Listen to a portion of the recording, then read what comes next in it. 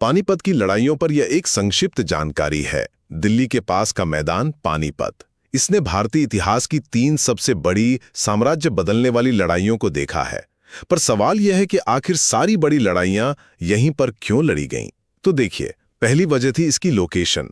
ये दिल्ली के एकदम करीब था, जो उस वक्त सत्ता का केंद्र था और खैबर दर्रे से आने वाले हमलावरों के रास्ते में भी पड़ता था।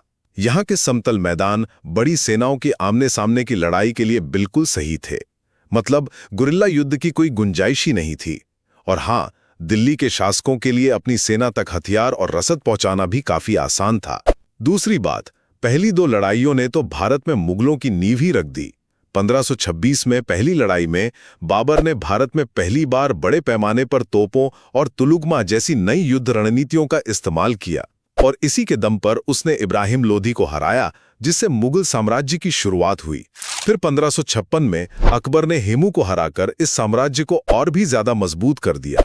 और आखिर में 1761 की तीसरी लड़ाई एक बहुत बड़ा टर्निंग पॉइंट थी। इसमें हुआ ये कि अफगान शासक अहमद शाह अब्दाली ने मराठों को हरा दिया। इस हार ने मराठा शक्ति को बहुत ज्यादा कमजोर कर दिया और भारत में एक राजनीतिक खालीपन सा पैदा हो गया। और इसी का फायदा उठाकर ब्रिटिश ईस्ट इंडिया कंपनी ने अपनी पकड़ मजबूत कर ली।